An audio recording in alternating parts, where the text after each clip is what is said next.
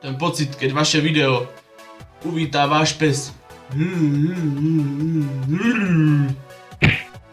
Každopádne ja vás tu vítam u ďalšieho videa. Je tu sľúbených cca 17 otázok, ktoré ste mi napísali buď to pod video alebo na Facebooku, takže nebudem to zdržovať a pustíme sa rovno na to. Čo si o tom ty myslíš? Haló, ako hlavná šéfka. Ja to myslím vážne. Si pripravená? Tak nič. Prvá otázka znie. Proč si začal hrať Shakes and Fidget? Tak to je veľmi jednoduchá odpoveď. Čo robíš? Ukludni sa. Veľmi jednoduchá odpoveď, pretože už tieto online hry hrám už nejaký ten rok. Začal som asi Travianom, potom Gladiatus, Thanos a takéto tie veci. No a občas sa objavia nejaké tie reklamy vlastne hore, keď hráte nejakú online hru a tam som vlastne natrafil na Shakes and Fidget. A takto som aj dopadol, že som skončil vlastne u hraní len Shakea, sem tam nejaký ten Gladiatusik. Takže asi tak. Ďalšia otázka znie, čo by si delal, kdyby si za 2 dny dosáhol 100 000 subscriberov? Tak to si vôbec neviem ani predstaviť. Neboj sa, ty kokos. Tak to si absolútne neviem vôbec predstaviť, čo by sa dialo. Ani by som to asi nechcel takto za 2 dní, pretože by som vedel, že by som si to nezaslúžil. Takže radšej nech sa to ani nestane. Jaký máš názor na Windows 10? Tak na to sa môžete v pohode pozrieť sami. Mrkni sa na to aj ty. Takže asi tak nejako som ja s Windowsom 10 a vzťahu k nemu, takže no, aký je teraz tvoj cieľ, čo sa týče subscriberov? Tak určite chýba nám nejakých pár tisíc do 10 000, takže to je momentálny môj cieľ a nič iné ma momentálne nezaujíma, takže keď dáme 10 000, tak potom sa budem zamýšľať, čo bude ďalej s kanálom a bla bla bla, akým smerom pôjdeme, aké videá sa budú robiť, ale tak Shake určite bude, takže sa nebojte.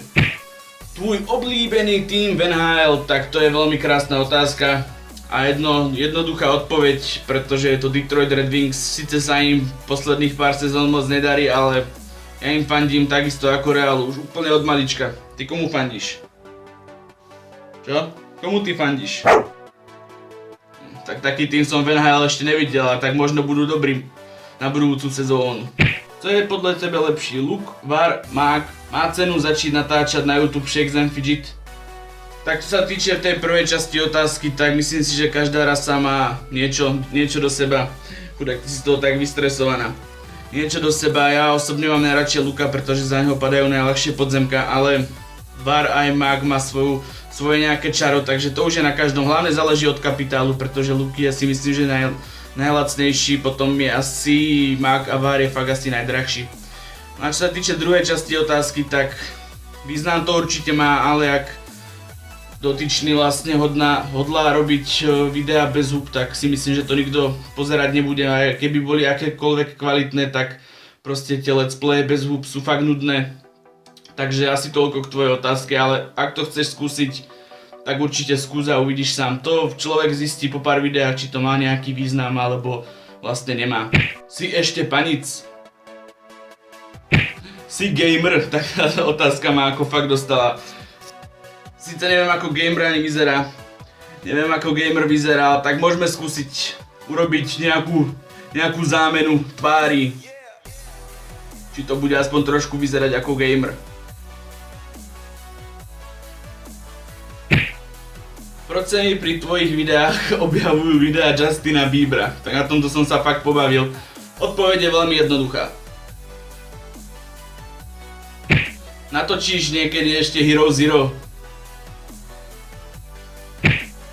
Jaká je tvoja predstava zloučení se slobodou? Tak, a toto som už odpovedal osobne, ale proste pokiaľ sa to nebude konať, tak asi fakt momentálne žiadnu predstavu nemám, ale určite by som neurobil niečo, čo by... Sice je to rozlúčka so slobodou a veľa chalanov, mužov robí hlúposti posledný krát, ale ja si myslím, že by som asi nejakých... Poviem to natvrdo, trtkačiek s inými ženami asi nedal proste. Proste keď si niekoho berem, tak si niekoho berem. A čus. Čo ty na to povieš? To začína pršať, už zbystruješ ušiska, sa ti čo si nelúbi, že? Žiadny piškot nebude. Si šťastný? Tak, čo sa týče tejto otázky, tak to bolo celkom posledné mesiace komplikované, momentálne je to už tak trošku stabilizované. A začínam byť trošku šťastný, takže dúfam, že to stačí nejako táto odpoveď. Co by si delal s 1 miliónom eur? Tak to je zaujímavá otázka. Za prvé by ma to asi zabilo, keby som ich mal.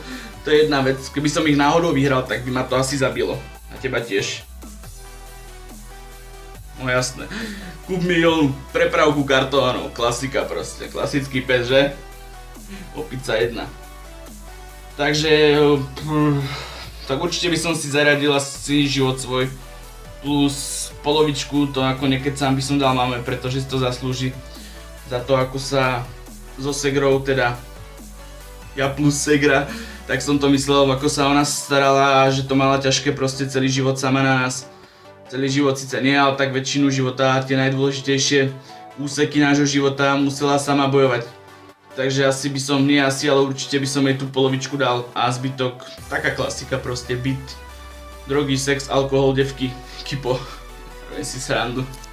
Máš predstavu, ako osláviš 10 000 subscriberov? Nejak tak znela tá otázka.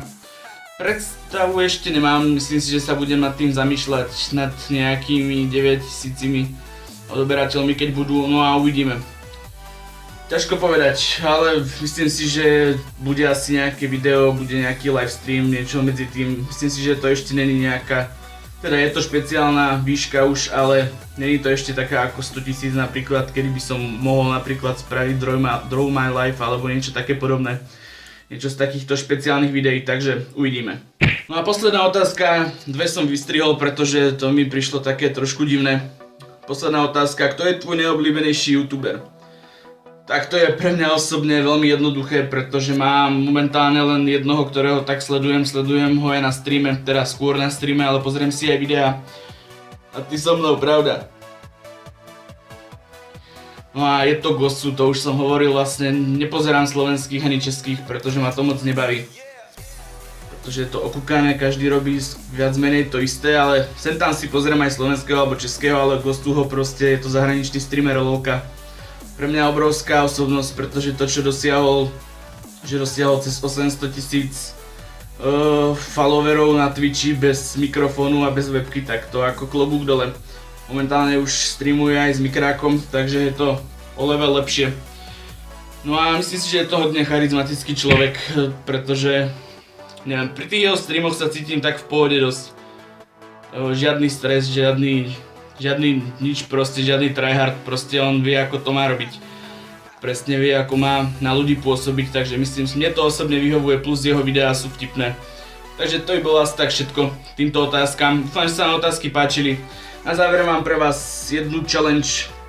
Ak dáme u tohto videa 400 lajkov, tak urobíme otázky s mamou. Čo vy na to? Tak sa hecnite, ak to chcete. Každopádne budem rád za každý like, komentík. No a ja sa s vami lúčim a teším u ďalšieho videa. Tak zatiaľ adios.